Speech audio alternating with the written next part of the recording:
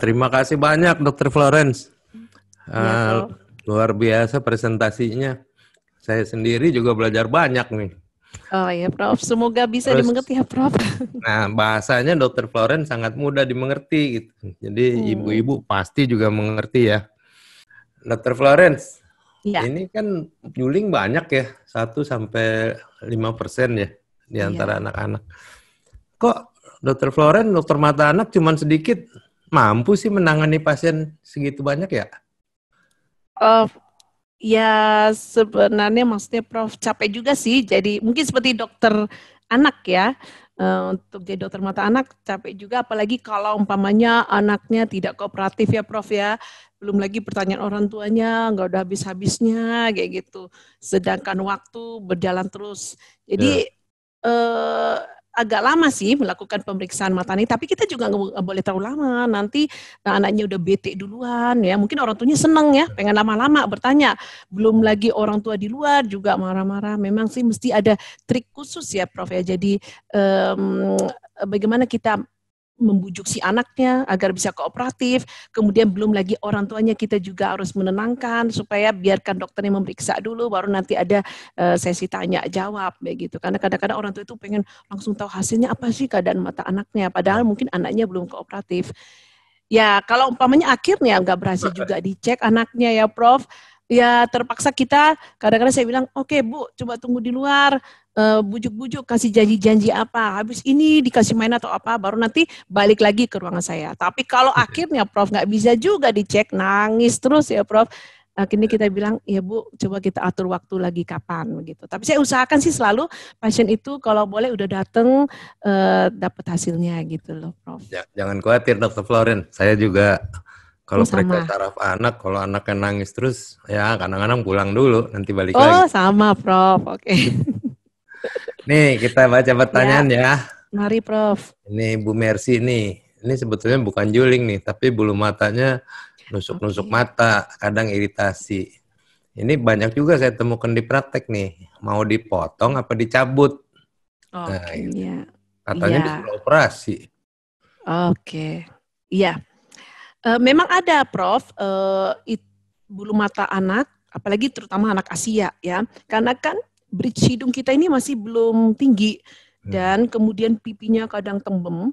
Nah, itu dia akan mendorong bulu mata terutama ada dekat dengan hidung ini, dia tumbuh ke dalam kayak gitu, dan itu menyebabkan nusuk-nusuk bola matanya dan menyebabkan si anak jadi suka ngucek. Ingat ya, kalau kucek mata itu sebenarnya sih nggak diizinkan karena bola mata itu lembut. Namun bulu mata pada bayi itu sebenarnya masih lembut, nggak diapa-apain dulu oleh dokter mata ya. Artinya kadang-kadang kita kasih tetes mata agar bulu mata ini tidak menyentuh langsung bola mata, dan tetes ini akan berguna sebagai pelumas. Harapan kita adalah moga-moga nih dengan waktu hidungnya makin mancung dan kemudian kulitnya akan berubah. Namun kalau anak yang sudah lebih besar, berarti bulu matanya juga akan makin tebal, Prof. Ya, ini berbahayanya kalau dia nusuk ke dalam bola mata. Bukan dinding yang berbahaya kalau nusuk-nusuk, tapi bagian hitam mata yang disebut dengan kornea. Nah itu kalau kegesek-gesek oleh bulu mata akan merusak kornea atau bagian hitam mata ini dan akan menyebabkan infeksi atau gangguan penglihatan. Nah itu bagaimana? Enggak boleh gunting bulu mata ya. Segala macam yang tajam tidak boleh di depan mata seorang anak. Kalau umpamanya anaknya nggak kooperatif, terus dia lompat atau teriak, tentunya benda tajam tersebut akan mengenai matanya dan berabe ya, serem gitu loh Prof, nggak bisa saya bayangkan.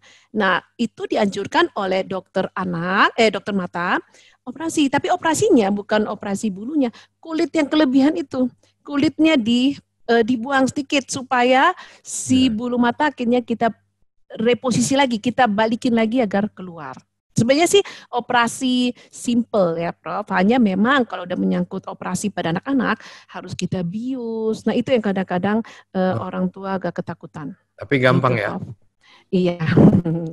Ini pertanyaan dari Medan Ya. nih, Pak Oh Irfan. ya. Iya. Kalau udah dioperasi, juling itu Mm-mm. bisa kembali lagi apa enggak? Relapse. Oke. Ya kalau Iya. operasi nggak berhasil sih bisa ya, tapi ini udah normal, bisa juling lagi apa tidak gitu? Iya. Memang di jurnal dikatakan kemungkinan kembali lagi masih bisa ya, tapi yang pengalaman saya dari sejak sekolah sama ini, baliknya itu nggak benar-benar kembali lagi ke semula, karena kita kan bermain di otot ya.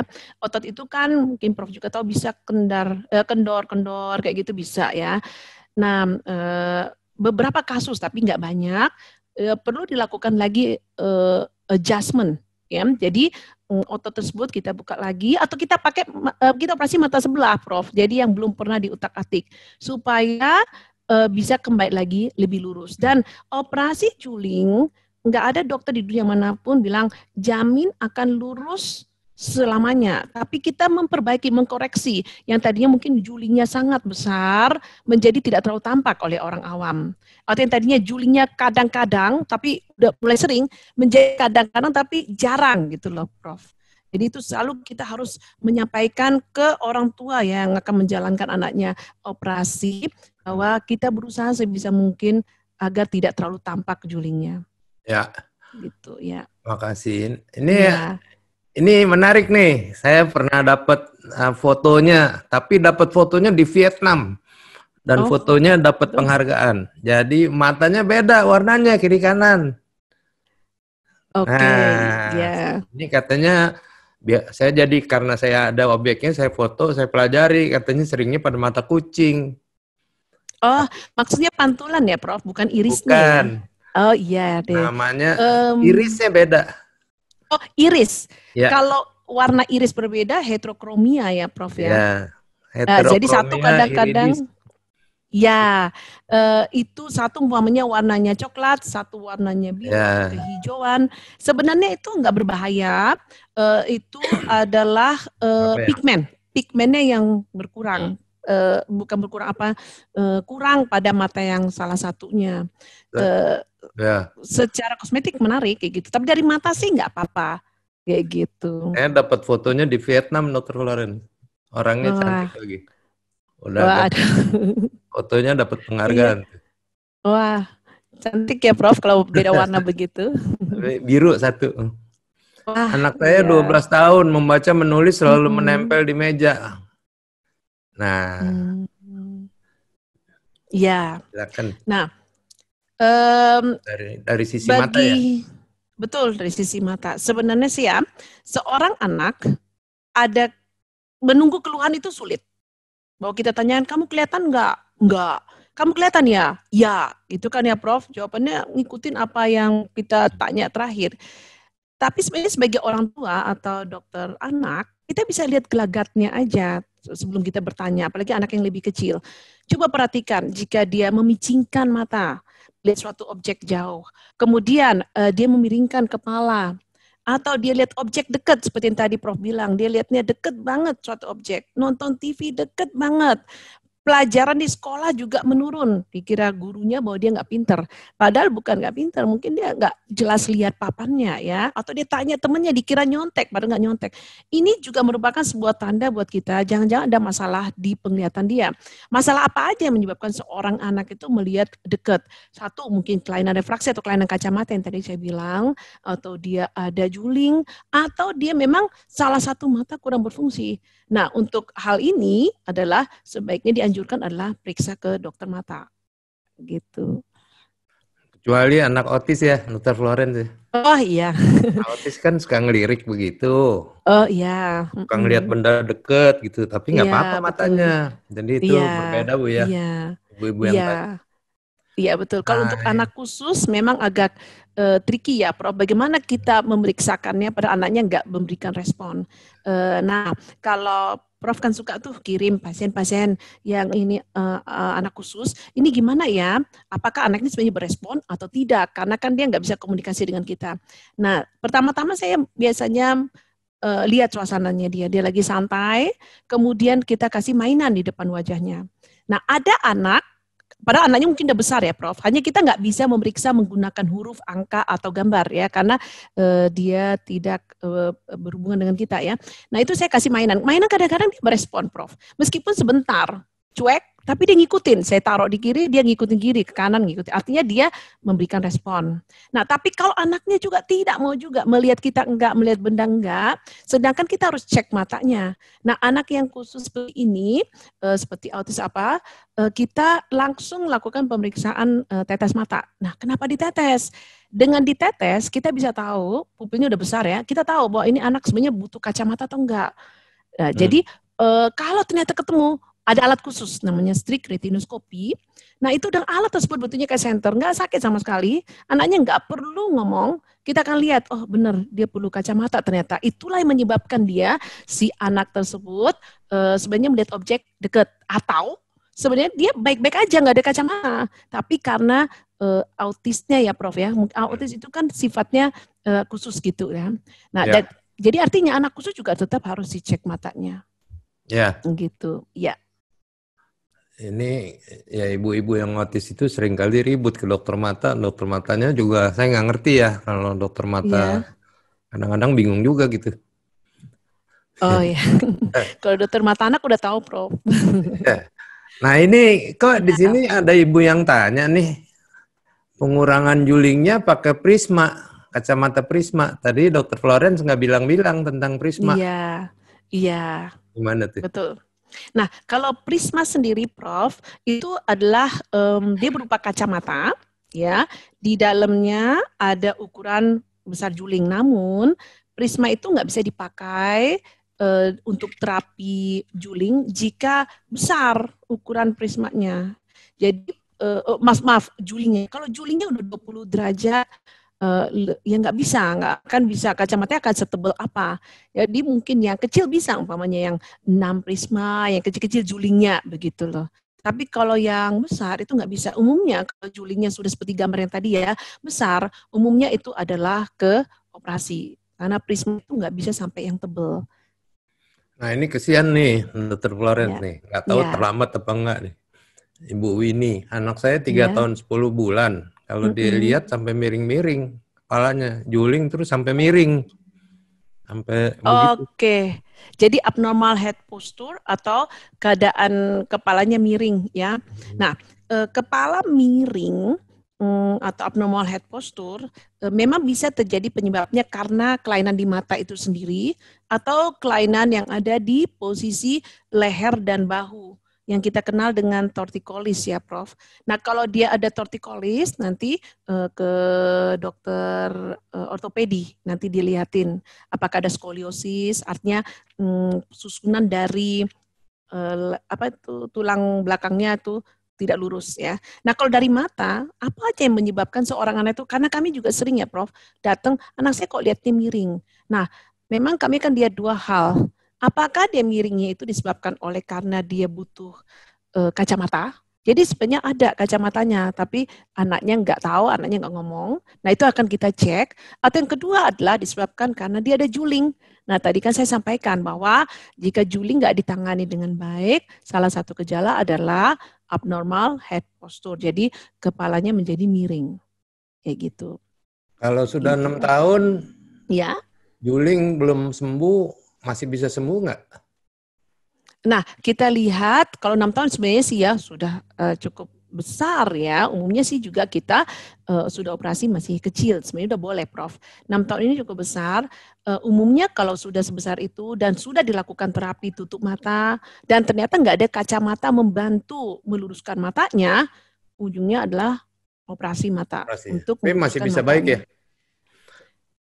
Kalau udah 6 tahun ya udah lama juga ya dengan julingnya. Kalau dengan operasi diharapkan sih bisa mungkin lebih lurus lah Prof. Ya.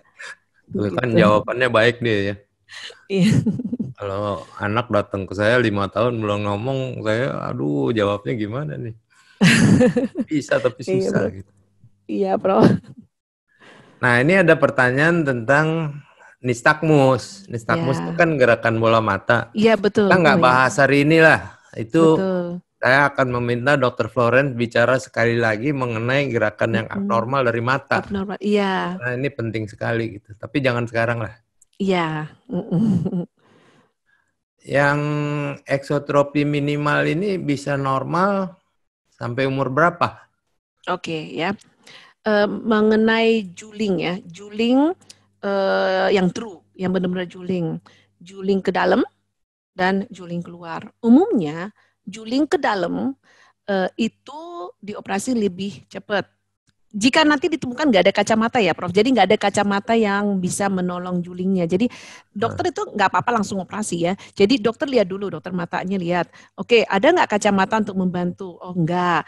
Udah dilakukan tutup mata, ternyata tetap juga juling ya.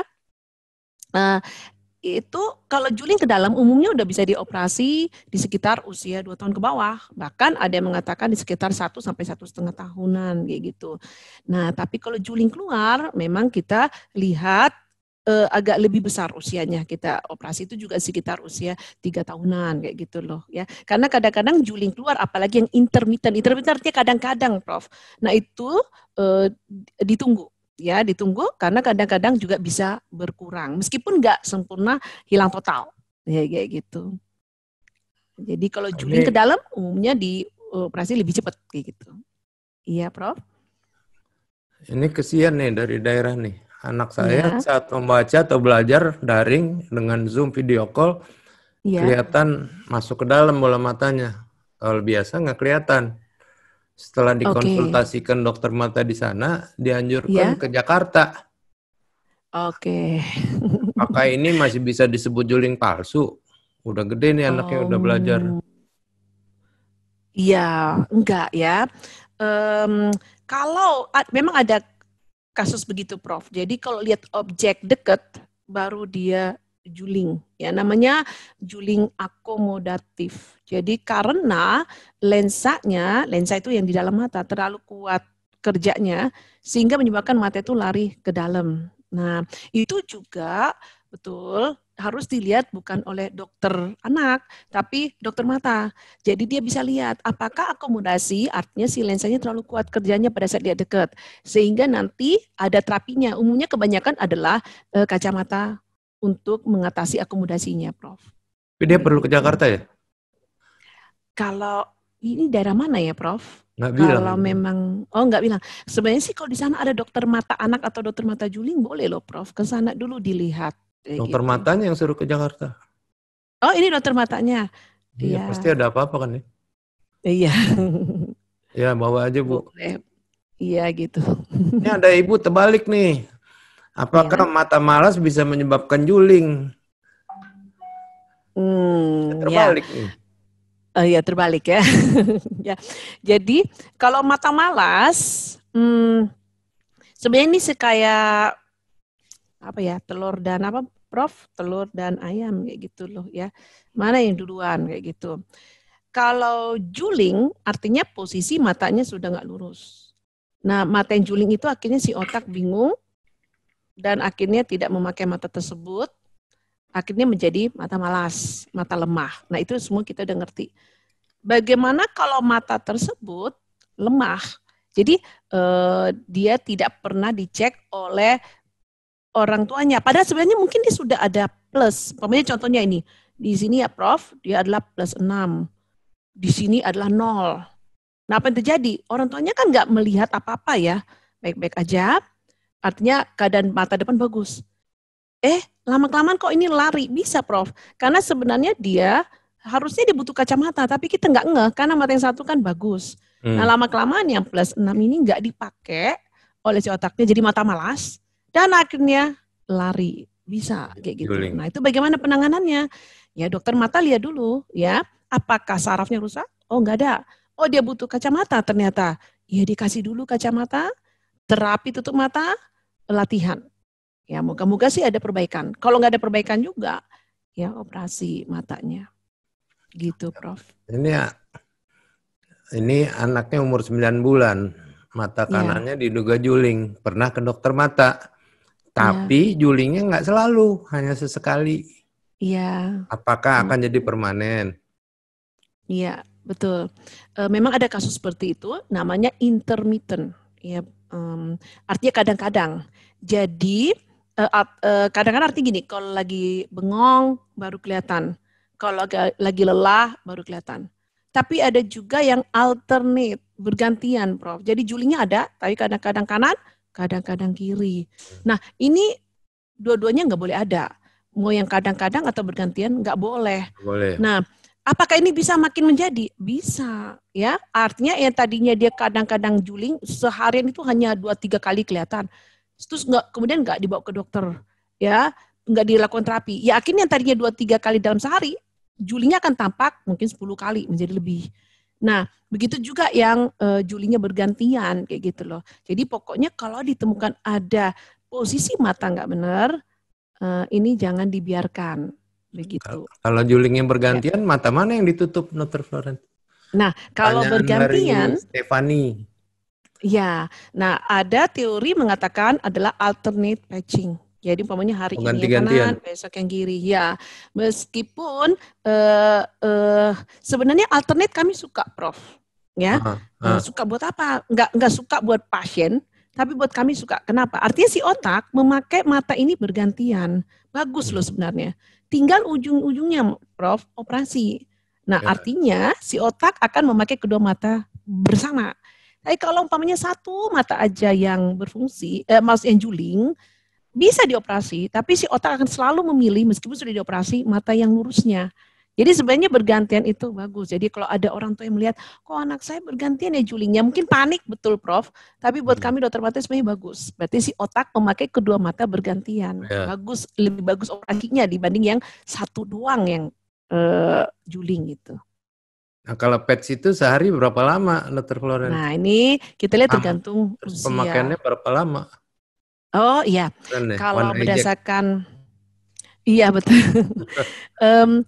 Sebenarnya ini tergantung usia si anak. Tentunya kita nggak bisa ya memberikan patch pada bayi, umpamanya juling selama 4 jam, 2 jam. Yang ada dia bete ya. Belum lagi anaknya udah makin besar, yang ada dia buka-buka ya. Tapi memang penting harus dilakukan. Nah, ini biasanya kita berikan sesuai dengan satu usia si anak, seberapa parahkah keadaan matanya, julingnya, dan kemudian julingnya kadang-kadang enggak, atau julingnya lebih banyak lurus. Nah, berdasarkan itu nanti waktunya kita tentukan. Ada yang setengah jam, ada yang 1 jam, maksimum sekitar 4-6 jam kalau anaknya udah makin besar. Nah, kemudian berapa lama? Ya, berapa lama? Nggak mungkin ya bertahun-tahun memakai tutup mata tersebut ya. Jadi kalau dia datang dengan juling dan kita perlu terapi tutup mata, kita perhatikan tiap 3 bulan, 4 bulan kita lihat apakah julingnya sudah makin berkurang. Ini kita ngomongin tentang juling ya Prof. Jadi kan ada tutup mata karena bukan juling ya, jadi karena mata malas. Nah kita ngomong sekarang yang juling. Nah kalau kita lihat tiap 3-4 bulan ternyata sudah ada perbaikan juling, lanjut lagi sampai 6 bulan. Kadang-kadang guru saya bilang 9 bulan 1 tahun. Itu juga udah orang tuanya sama anaknya udah bete ya. Tapi kalau memberikan perbaikan bagus. Ada juga loh kasus ya Prof. Ternyata dengan tutup mata ini si orang tua juga bilang, makin baik loh julingnya, makin berkurang. Lanjut juga nggak apa-apa. Tapi kalau berapa kali pemeriksaan kedatangan 3-6 bulan, enggak juga perbaikan, biasanya orang tuanya udah datang, ya dok dioperasi aja begitu. Untuk memperbaiki posisi matanya. Nih Ibu Amanda ya, nih, mungkin salah ngerti nih. Dokter mata umum pernah bilang ke saya kalau eye patch tidak disarankan untuk bayi atau anak. Mungkin kalau matanya lurus ya tidak ya Prof ya. Enggak, kalau juling. Kalau iya, ini kalau bayi bang, ya ini umur berapa katanya Prof? Nggak bilang. Bayi nggak ada ya. Pokoknya dan jangan sampai di sekarang, patch katanya. Oh, ya sampai sekarang sih patch masih ada. Iya. Yang susah itu Prof, kalau kita patch, jika mata salah satunya itu udah jelek sekali penglihatan dia Prof. Jadi umpamanya mata ini rusak karena saya tadi ada toksoplasma, ya. Itu kan udah rusak belakangnya. Terus mata andalan dia hanya ini. Terus kita tutup lagi mata ini. Itu sulit sekali, Prof. Si anaknya pasti akan refuse menolak kayak gitu karena dia andalannya yang kiri. Ya, gitu. Nah, meskipun buku mengatakan atau jurnal tetap diusahakan tutup. Tapi mungkin nggak lama gitu loh, Prof. Seharian dikurangin kayak gitu. Tapi bahwa itu berbahaya, ya kalau mata yang lurus berbahaya, Prof. Apalagi dalam perkembangan mata si anak itu nggak boleh. Dan nggak ditemukan kelainan. Iya. Ini Ibu Elisa nih, kalau kelainan refraksi bisa bikin juling apa tidak? Nomor 2, iya. Apa astigmat 0,5 bisa menyebabkan juling? Nah. Ya, mungkin nomor 2 dulu saya jawab. Umumnya sih kalau memang kecil seperti itu sih tidak juling kayak gitu, hanya selinder setengah. Nah, pada mereka yang sudah juling sebelumnya, jika ada kacamata setelah dites, itu harus dikasih, Prof. Kayak gitu. Tujuannya adalah agar si otak belajar melihat jelas dulu, dengan harapan moga-moga matanya bisa lurus, atau kalau tidak lurus, kita udah coba dengan kacamata, kini operasi. Nah itu, jadi kalau orang juling tadi saya bilang, jika ada kacamata, dipakaikan kacamata dulu. Apakah menjadi lebih perbaikan?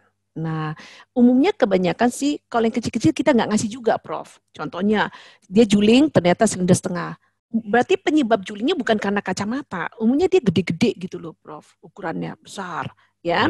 Entah +3, entah silindernya juga 8. Nah itu adalah untuk bahwa silinder setengah pasti akan juling, tidak, Prof. Kayak gitu ya.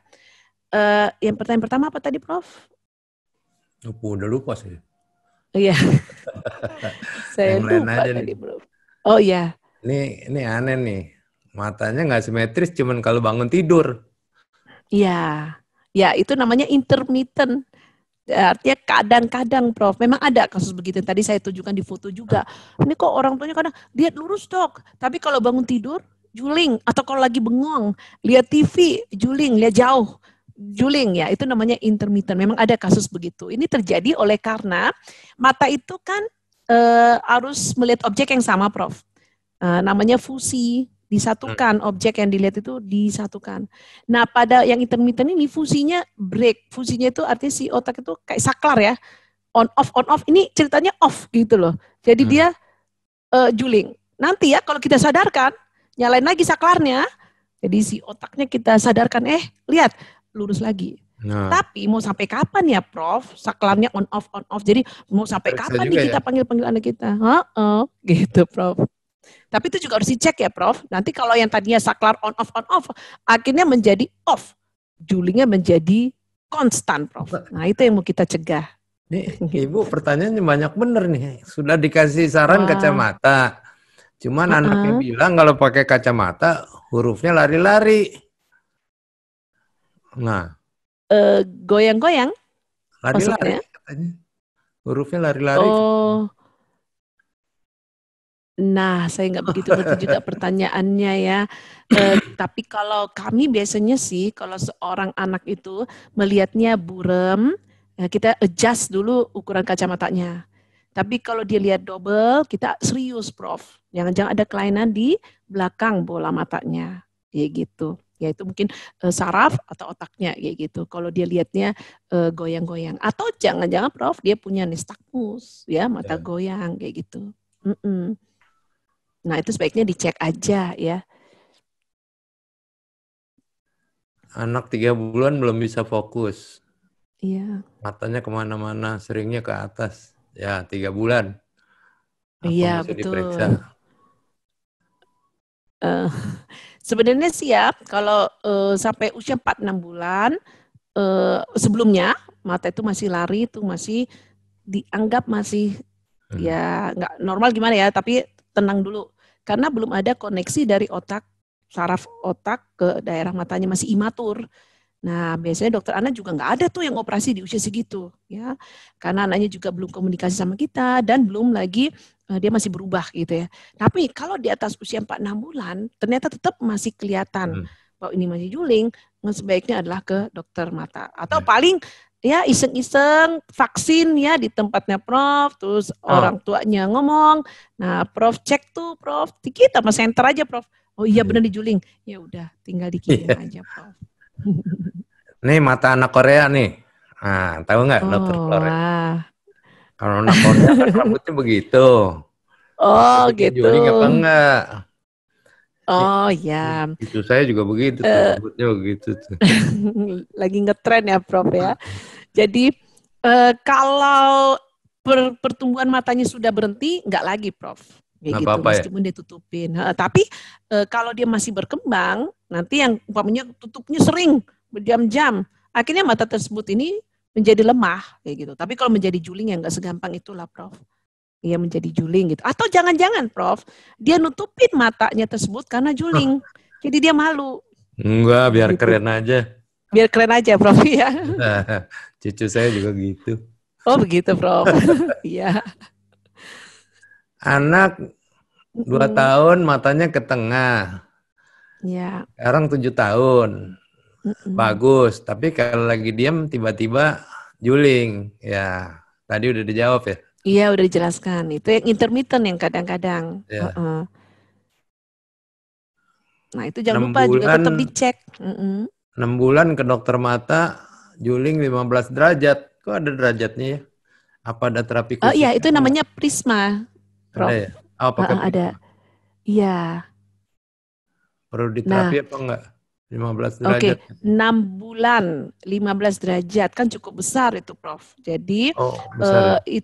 itu ya, jadi dokter anak dokter mata sudah akan mulai terapi. Nanti dokter mata ya, jadi usia 6 bulan dan kelihatan ada juling, bawa ke dokter mata, dia akan lihat dulu apakah julingnya disebabkan oleh karena dia butuh kacamata. Bayi bisa loh berkacamata, Prof. Anak tahu ukurannya ternyata besar. Memang sulit sih memberikan kacamata pada bayi, sulit banget. Ya, anaknya akan belum bisa duduk, terus lempar-lempar semua barang yang ada di dekat wajahnya. Namun itu harus dicoba, dilihatin 1-2 jam, ternyata lurus matanya selama pemakaian kacamata. Berarti penyebabnya karena akomodasi ya, artinya kenceng lensanya. Atau yang kedua, ternyata dengan kacamata nggak bisa juga. Nah itu namanya congenital isotropia. Jadi dia lahir dengan kelainan otot. Nah, kalau dia benar karena kelainan otot, Prof, itu tadi saya bilang, di luar negeri itu bahkan umur 1 tahunan atau kurang dari 2 tahunan sudah dioperasi. Ya, kalau untuk juling ke dalam, dia nggak akan bisa keluar kayak gitu. Jadi dia ada kelainan ototnya gitu loh, Prof. Ini udah di-PET sejak usia 10 bulan. Diagnosis hemiop dan ambliop. Sekarang usianya 9 tahun. Dan minusnya tetap tinggi. Apa masih bisa di-PET? Ini masih tetap di-PET nih. Sampai umur 9 tahun, wah ibunya cukup dari 10 bulan ya. 9 tahun. Oke. Ini ceritanya nggak ada juling ya, Prof ya? Jadi hanya ada kacamata. Betul nggak ya? Ya, jadi di patch ya. Ya. Nah, jadi memang kita bisa cek loh waktu kecil anak ini ada kacamata atau enggak. Yang tadi saya bilang ditetes, terus menggunakan sebuah alat seperti senter namanya strict retinoskopi. Dari situ bisa kita tahu anak ini ada kacamata atau enggak, timpang enggak kanan kiri. Tentunya kalau yang satunya lebih gede daripada yang sebelah ukurannya ya, otak enggak akan memakai yang ukuran kacamatanya tebal. Nah, apa yang terjadi? Lama-kelamaan akan lemah atau mata malas. Nah, kalau kita ketemukan itu sebagai dokter mata adalah kita berikan kacamatanya, ya, supaya si otak belajar melihat melalui kacamata tersebut. Tentunya nggak langsung bisa lihat jelas. Nah, latihan dengan kacamata dan tutup mata. Kemudian dipantau setiap 3-6 bulan apakah sudah ada kenaikan. Jika mata yang timpang tadi sudah melihat dengan jelas, artinya mendekati tajam 80-100%, tutup mata udah boleh di stop atau dikurangin, ya. Namun kalau belum tercapai, tetap penglihatannya jelek. Ya tutup mata juga nggak bisa sampai bertahun-tahun ya, Prof. Capek juga gitu. Jadi sehingga akhirnya kita bilang, iya, udah kita coba, ya udah maksimumnya adalah seperti ini, makanya gitu. Kalau untuk minus sendiri, Prof, nanti bisa ditasik kayak gitu. Tapi ya tentunya bukan pada saat kecil. Ini ada pertanyaan nih. Ya. Anak saya dengan sindrom Marcus-Gunn. Oke, Marcus-Gunn. Marcus-Gunn. Ada strabismusnya. Udah 3 bulan di PET. Ini mau ada tindakan lagi nggak? Oke, ya. Di PET. Ya, Marcus-Gunn Ringking itu adalah keadaan di mana kelopak mata si anak tersebut turun atau ptosis istilahnya, Prof ya. Jadi ini biasanya ada karena koneksi yang salah antara saraf si otak menuju ke pembagian ke kelopaknya kayak gitu. Jadi misconnection. Sehingga dilihat oleh orang tuanya kalau dia diem, satu kelopak turun, namun begitu anaknya dikasih minum atau dikasih permen atau makan lah ya, bergerak mulutnya, kelopaknya naik turun. Ya, ini sebenarnya untuk kelopaknya sendiri, kalau sampai berat itu bisa dioperasi ya, agar dinaikkan. Tapi untuk sarafnya agar dikoneksi diperbaikin sulit memang kayak gitu, Prof. Ya, karena kan memang ada misconnection ya. Nah, apakah kelopaknya akan menyebabkan juling? Ya kalau nggak ditangani dan kelopaknya turunnya memang parah, Prof. Nah, itu bisa menyebabkan juling. Maaf. Bu Ibu, kalau perhatikan dengan teliti, mata saya kan kecil sebelah ya. Yang kanan ini iya, lebih Prof. kecil. Oh iya. Nah, kalau diperhatikan agak jelek gitu. Dan ini lucunya nurun sama cucu saya satu. Oh gitu, Prof. Lebih kecil yang cucu saya lebih kelihatan malah. Ya udah nggak apa-apa lah. Selama pupilnya nggak ketutup kan nggak apa-apa ya. Iya betul. Apa nih katanya nih? ODNL apa sih ini? ODNL neonatus dan bayi kurang 6 bulan. Idai Banten. Apa nih ODNL nih, saya nggak tahu nih. Tolong tanya lagi dok. Dokter yang nanya nih. Prof, itu obstruksi ductus nasolacrimalis. Oh itu. Ya, jadi saluran air matanya tertutup. Nah ini memang diletopik, seorang anak yang lahir dengan saluran tertutup sehingga pasti berair gitu loh atau belek. Ini urut aja kan? Ini pertanyaannya apa? Ya dipijat, kalau nanti dipijat nggak bisa berarti probing nanti dibuka dengan sebuah alat khusus atau operasi. Kayaknya koneksi saya agak rusak ya. Oh ya, sebentar ya Prof, saya perbaikin. Gambarnya yang terganggu.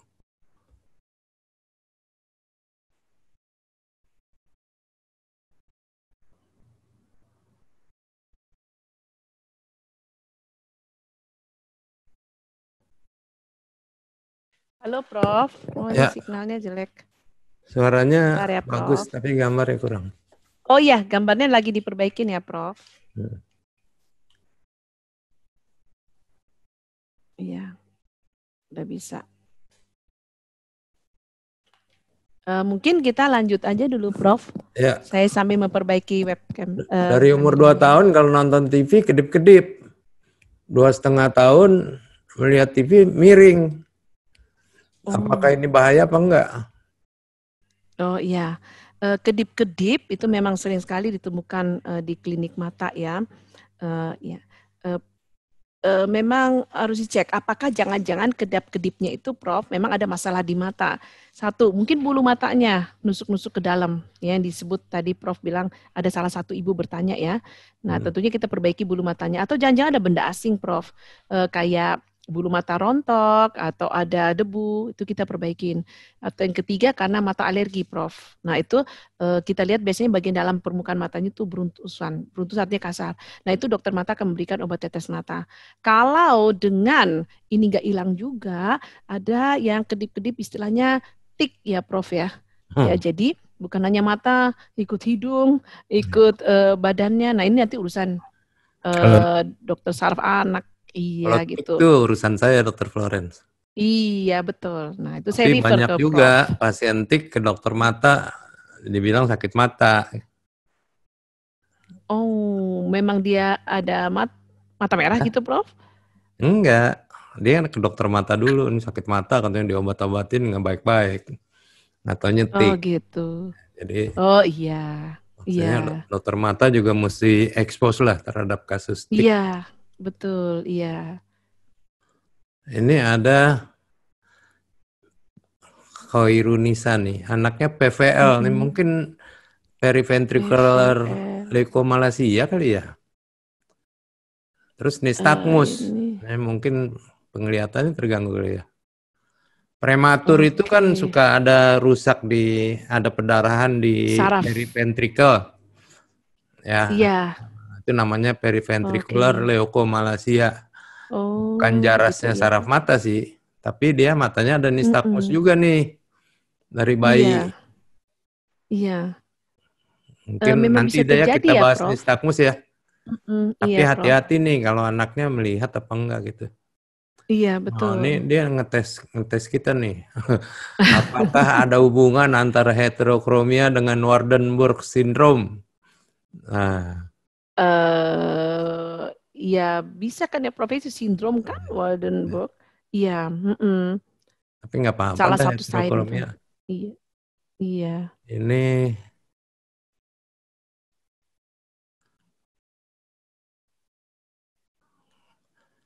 anak kelihatan juling, belum sempat ke dokter mata, membaik setelah terapi sensori integrasi. Wah, apa hubungan antara kok bisa baik katanya? Yang nanya psikolog saya nih, Ibu Anita. Oh, Juling di iya. terapi sensori integrasi terus membaik. Nah, saya sendiri juga nggak pernah baca tuh tentang itu. Oh ya. Jadi ini ada di bagian mata gitu ya Prof ya. Jadi apakah anak-anak juling yang baby bisa dicek nggak dia 3 dimensinya ada atau enggak gitu kan? Kalau tes 3 dimensi itu gambarnya yang muncul itu loh Prof. Jadi dia kelihatan nggak dia muncul atau enggak. Nah kalau bayi kan susah tuh ya di ngikutin tesnya. Jadi ada satu pemeriksaan, anaknya itu ditaruh di suatu meja, kemudian satu meja tinggi, satu mejanya rendah, namun ada kaca. Jadi kaca di atas, jadi sama gitu ya tingginya. Nah kalau dia ini, lihat nggak dia depth perception-nya? Jadi artinya tahu nggak dia bahwa meja itu di bawah. Nah itu bisa dites kayak gitu. Hanya saya belum pernah lihat di Indonesia sih, ya, hanya lihat di jurnal Prof. Jadi dari situ kita bisa lihat, oh anak yang juling sama anak yang nggak juling pada bayi, depth perception-nya ada atau enggak kayak gitu. Nah dengan tes yang itu. Pelajari Bu Anita tuh. Kalau di textbook psikologi ada tuh perkembangan penglihatan depth perception-nya dites. Iya, iya. Biar nanti dia yang belajar. Ini kalau di foto kelihatan juling, tapi kalau di center nggak juling. Iya. Ini Itu juling ada. palsu atau asli? Enggak. Kalau di foto kelihatan, tapi sebentar dulu Prof ya. Kalau di center dia lurus, kemudian di foto lihat dulu apakah pada saat lurus dia memang, jadi posisi kepalanya lurus, tapi sebenarnya juling itu namanya intermittent. Juling kadang-kadang, karena gini, kalau yang kadang-kadang itu kita panggil Prof lurus, kayak gitu loh. Mungkin dia pasti foto lagi kecapean nunggu nih 1, 2, 3 kelelahan ya Prof, keluarlah julingnya. Ya, tapi ada juga namanya juling palsu. Juling palsu itu ya Prof, kadang-kadang karena ketutupan sama si hidungnya ini, dia fotonya miring begini lagi Prof. Jadi kesannya adalah juling. Nah itu pokoknya kalau masih sulit nih, yang mana nih juling, mana enggak, ya dicek aja ya Prof ya. Saya kan suka jahil tuh kalau juling palsu, saya bilang nanti kalau hidungnya mancung kan jadi nggak juling lagi. Iya. Dia tanya, Iya betul. bagaimana bikin mancung hidung? Nah itu sama Prof. Saya bilang, saya diajarin ibu saya dulu kalau di kamar mandi, di WC suruh tarik-tarik. Gitu. Barangkali bisa ada mancung. Hasilnya nggak Prof? Enggak. Iya, saya juga suka bercanda gitu sama pasien saya. Udah dicek semuanya nggak ada apa-apa, ya. Terus gimana dong? Ini akan selamanya juling palsu begini dok. Ya moga-moga aja hidungnya mancung, saya bilang begitu ya. Tapi ya kalau kedua orang tuanya nggak ada yang mancung ya susah ya Prof ya. Ini anak 1 tahun, sekarang sedang di PET, sudah 1 bulan. Kalau pakai patch matanya respons baik, ya, tutup sebelah kali ya, pasti aja baik ya. Iya betul, kalau dilepas, betul. juling lagi, Balik lihat lagi, objek yang iya, dekat. betul. Nah seperti video yang tadi saya tunjukkan, Prof. Baru sebulan nih, nafsu. Iya baru sebulan, belum ada hasil kalau baru sebulan. Ya biasanya dilihat setiap 1-2 bulan kalau anak yang lebih kecil. Kemudian kalau udah makin besar 3-4 bulan. Responnya kan nggak langsung dapat gitu, Prof. Ini kalau juling akomodatif mesti dioperasi atau tidak? Udah pakai kacamata tapi tetap susah fokus. Sehingga membacanya lambat. Iya, betul. Juling akomodatif itu disebabkan oleh karena akomodasi lensanya yang kuat ya, sehingga menghasilkan ukuran kacamata plus yang besar. Ingat ya, plusnya bukan plus orang tua ya. Jadi ternyata jika dengan kacamata sudah lurus, nggak perlu operasi. Tapi kalau masih ada namanya partial partial akomodatif. Jadi masih ada sisanya. Nah, yang dioperasi nanti yang sisanya itu, Prof. Kayak gitu. Jadi operasi pada juling akomodatif ada ya, meskipun kebanyakan dengan kacamata udah kebanyakan lurus gitu, Prof. Ini ibu 7 bulan mata kanan dan kiri nggak sama besarnya. Nggak sama besarnya, tapi nggak berani keluar rumah. Ya nanti aja ke dokter mata ya kalau udah baik. Iya, iya. Periksa aja Bu, jangan ditunggu-tunggu nih. Iya.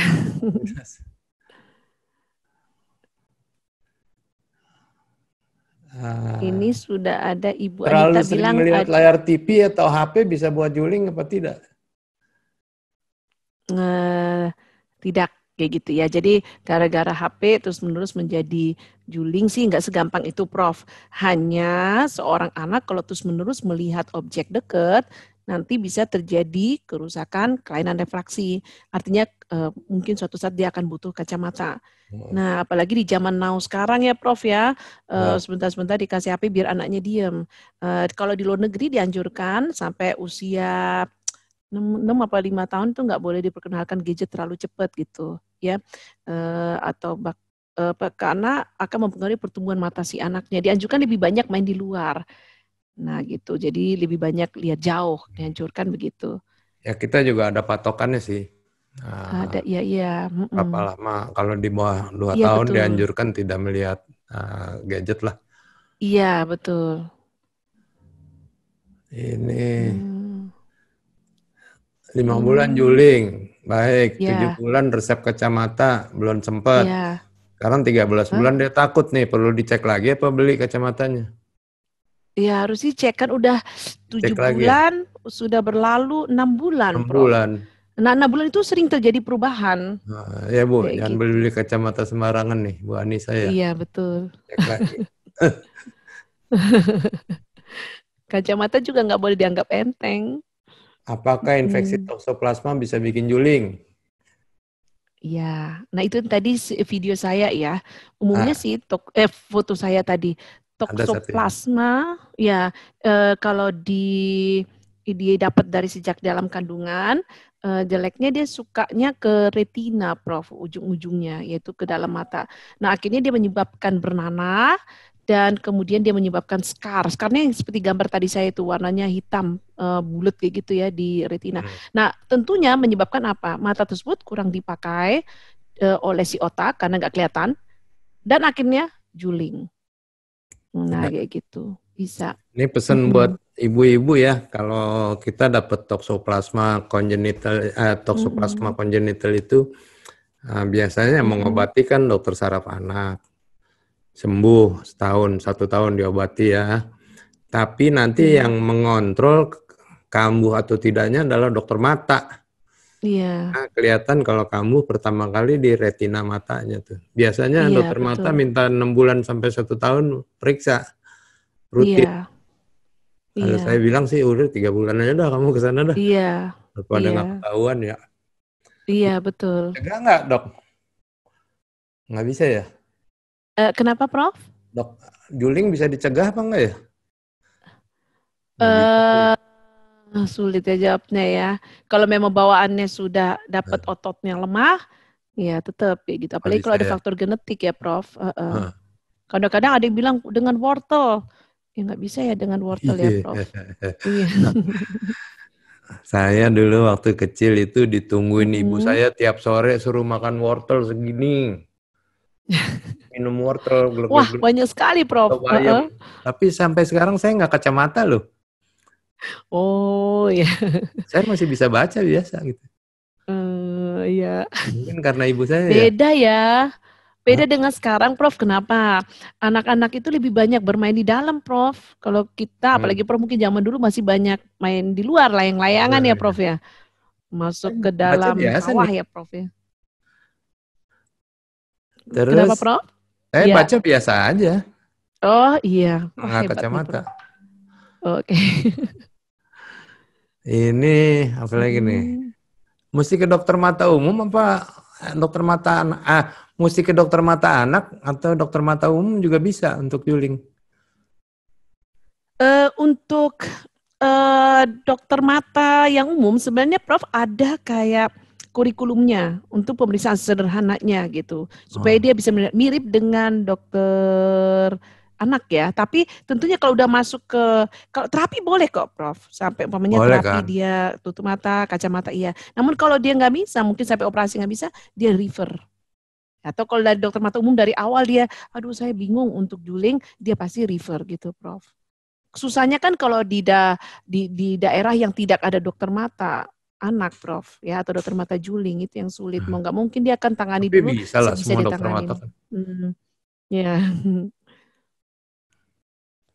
Ini Mana lagi? kelihatan juling, kayaknya yang lain sama-sama aja. Iya, ini Oh nih, tentang. kalau juling mendadak nih, hati-hati ya. Iya, betul. Takut kita ada something tumbuh di kepala Iya, apa gitu, ada tumor atau iya apa. betul. Ya, Tadinya itu nggak juga juling, setuju. tiba-tiba mendadak juling. Wah, serem tuh. Betul. Namanya akut ya. Hmm. Nah, buat kami juga serem itu, Prof. Jadi kalau umpamanya, ya saya baru 2 minggu yang lalu, itu biasanya kami akan refer untuk ke dokter saraf anak, terus mana tahu perlu di CT scan atau MRI ya, Prof ya. Dan biasanya anaknya juga akan mengeluh double itu, karena Ya. sebelumnya dia udah belajar untuk melihat lurus, tiba-tiba jadi lari. Ya, sama dengan orang dewasa juga gitu, Prof. Jadi kalau julingnya mendadak, biasanya kalau orang dewasa kita periksa kelainan sistemiknya juga, mungkin hipertensi, kencing manis, tekanan darah tinggi. Nah, pada anak-anak juga kita akan kirim ke dokter anak untuk melihat keadaan di otaknya gitu, Prof. Ini juga agak serius nih, Ibu Ya. Anggi. Anak saudara dari umur 1 bulan sampai 3 bulan matanya selalu lihat ke atas. Nah, ini bisa bagian saraf anak juga nih. Iya, betul. Ya. Nah, itu dicek ada apa gitu. Ibu mesti ke dokter anak, diukur lingkar kepalanya. Iya, Atau betul. kadang-kadang kalau begini kan kita takut kepalanya gede gitu ya. Kalau matanya ke Betul. bawah itu sunset sign, yang putihnya Iya, kelihatan sensen. sebelah atas. Dan Hidrosefalus ya, nanti Prof. juga ke Ya. dokter mata ya. Iya, betul. Nanti kita lihat juga keadaan di dalam matanya ada masalah enggak gitu. Jadi Apakah kalau kasus benar seperti ini, kacamata dilengkapi blue light protection? blue light, Sehingga ya. waktu nonton atau main gadget aman. Nah, Nah, ini kacamatanya ya mahal nih dia sekarang. beli nih, Bu Sakila Iya, nih. betul. Lagi ngetren ini, Prof. Apalagi sejak Oh, ada pandemi ini. saya Jadi nggak tahu semua ya. daring di rumah. Sebenarnya sih ya, mau pakai silakan, tapi sebenarnya dianjurkan adalah Prof jangan terlalu lama di depan layar gitu. Karena layar gadget ini kan mengeluarkan sinar biru. Ya. Pengaruhnya sih nanti adalah ke retinanya. Hanya kan kalau daring itu kan hanya berapa jam gitu ya Prof ya, dan sebentar-sebentar kan lihatnya. Yang susahnya adalah banyak anggapan dari orang tua kalau dikasih blue light terus bebas gadget Prof. Nah, Nah, bebas nonton. Nah, itu yang jadi selalu masalah. jadi kalau dari segi mata bisa mengganggu mata kelamaan nonton mungkin TV Iya, zaman dulu yang betul. masih flicker-flicker gitu ya. Tapi kalau kalau dari segi dokter anak ya nonton itu mengurangi waktunya berinteraksi dengan orang. Iya, betul. Ya, katanya Betul. kurang terstimulasi lah segala macam. Iya, betul, Sekarang saya Prof. open nih ya, udah habis. Sebentar lagi bisa kan ya, Dr. Florence ya? Iya, boleh banget, Prof. 10 menit. Siapa yang mau nanya nih silakan.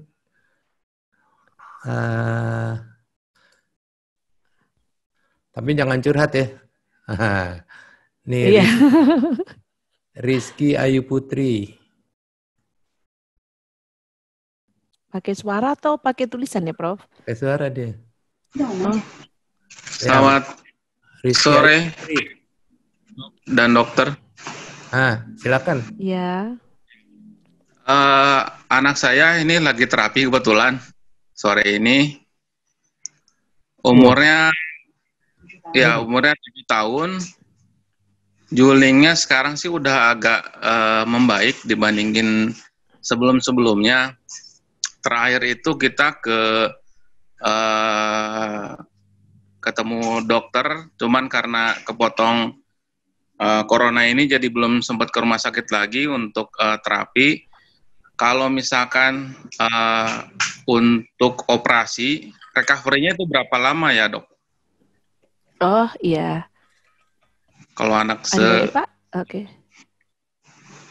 Itu aja dok. Oh iya. Jadi ini ditutup matanya karena juling kan, bukan karena mata lemah ya Pak ya. Jadi memang ada julingnya ya. Iya, ada julingnya. Oke ya. Nah kalau kita udah terapi ini dengan tutup mata dan atau tidak pakai kacamata, ada kacamatanya enggak Pak? Enggak ada ya, udah dicek ya, tidak perlu kacamata, berarti hanya tutup mata. Nah, biasanya sih kalau udah 3 bulan kita lihat masih belum perbaikan, kita 2 kali lagi kita coba, yaitu 6 bulan. Kalau 6 bulan ternyata juling tetap masih ada, dokter menganjurkan untuk dilakukan operasi mata supaya matanya seimbang lagi. Oke. Nah, operasi sendiri sebenarnya karena anak-anak harus dibius, kan nggak mungkin ya dalam keadaan sadar dibius, kurang lebih ya setengah sampai 1 jam, boleh pulang, tapi kalau nanti karena dokter anestesi bilang harus rawat karena untuk pemantauan, ya dirawat biasanya 1 hari. Tapi umumnya dulu juga saya belajar adalah pulangkan saja, asal nggak ada keluhan apa-apa si anak. Nah, untuk 2 minggu pertama itu agak merah banget Pak, di tempat yang operasi. Tapi anak-anak yang kita cek rata-rata sih dia nggak rewel banget, hanya dia nggak mau buka mata karena mungkin ganjel gitu loh ya, karena masih bengkak gitu. Nah kemudian keesokan harinya atau 2 hari kemudian dia udah enak, bahkan mereka udah bermain-main gitu Pak ya, dengan mata masih merah ya nggak apa-apa, nanti merah ini akan berkurang. Merah banget ini akan berkurang kurang lebih 2 mingguan, bahkan lebih cepat pada anak-anak, mungkin semingguan dia udah merah jambu. Nah kemudian merah jambu di tempat yang operasi ini lama-kelamaan akan hilang, ya mungkin dalam waktu 1 bulanan kayak gitu. Karena anak sih lebih cepat penyembuhannya kayak gitu untuk mata merah dan bengkaknya. Oke, nah kemudian ini tentunya harus dipantau sama dokter anaknya, biasanya 1 hari kemudian 1 minggu kemudian 1 bulan gitu. Ya Bapak Rizky sabar-sabar ya, moga-moga baik ya. Iya. Ini ada Ibu Sawitri Salmun nih. Ya Prof, ya Dokter Flo, mau nanya, ini nggak juling sih, anak saya itu 10 tahun. Emang namanya, waktu itu kan dia dicek mata, terus tekanan bola matanya itu 19. Kan harusnya 20 ya maksimal. Iya. Nah, tapi kan itu 19 udah agak-agak deg-degan juga ya gitu kan. Soalnya waktu itu dokter matanya sih curiganya, takutnya ada glaukoma, saya deg-degan tuh kok kayak gitu. Nah itu apakah masih aman atau harus minum obat atau gimana ya dok? Oh iya. Nah gini, pemeriksaan tekanan bola mata pada anak itu nggak segampang orang dewasa loh. Ya itu kan diukur pakai yang udara ya Bu, betul nggak? Iya. Yang embus udara. Iya, itu kalau anak-anak suka ketakutan duluan, jadi ditutup matanya, diukur adalah kelopaknya. Sehingga memberikan kesan tinggi. Nah, itu mesti ada trik khusus gitu ya, atau alat khusus. Nah, kalau yang udara memang yang anaknya ditaruh kepalanya di alat ya Bu, terus kemudian ada udara, itu harus sabar sih. Biasanya dicoba 3 kali gitu loh. Ya, nanti ada 3 angka tuh, mana rata-ratanya gitu. Kalau anaknya kooperatif dan ternyata 19 masih kita nggak takut. Kayak gitu. Namun kalau di atas 23, 24, ya pada anak-anak kan umumnya rata-rata nggak segitu gitu loh. Namun perlu diingat ya, glaukoma kongenital itu sangat jarang. Memang harus dicurigain, tapi nggak semua kasus Ibu, karena sangat jarang kayak gitu loh. Nah biasanya sih kalau saya sini ya, kalau tinggi, kami ada alat yang lebih kecil lagi Bu, yang dia tidak pakai udara. Nah itu anak-anak senang. Terakhir nggak yang tidak pakai udara. Nah itu 19. Yang mana Bu? Yang ditempel di mata, ada nggak? Ya, yang ditempel di mata. Namanya tonopen ya, yang bentuknya kayak center gitu ya? Kan? Itu lebih nggak sakit buat anak-anak, tapi dokternya harus benar membuka kelopak anaknya. Ya gitu. Kalau masih 19 sih mah kita nggak gitu khawatir. Nanti dilihat lagi 2 minggu sampai sebulan. Nah iya, atau harusnya enggak? Kan emang 3 bulan lagi nih, cuman kan lagi sakit ya, jadi males ya ke rumah sakit. Jadi oh iya, tapi memang alatnya kan nggak bisa via Zoom ya Bu ya, jadi ada hal-hal, tapi kan ada protokolnya. Oke, terima kasih Bu Titi. Ya, tapi dicek ya, dicek. Ini ya. Ibu Febriana Intan satu lagi ya.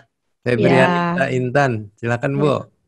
Dok, anak saya mulai 7 bulan itu baru kelihatan juling, kayak melamun gitu.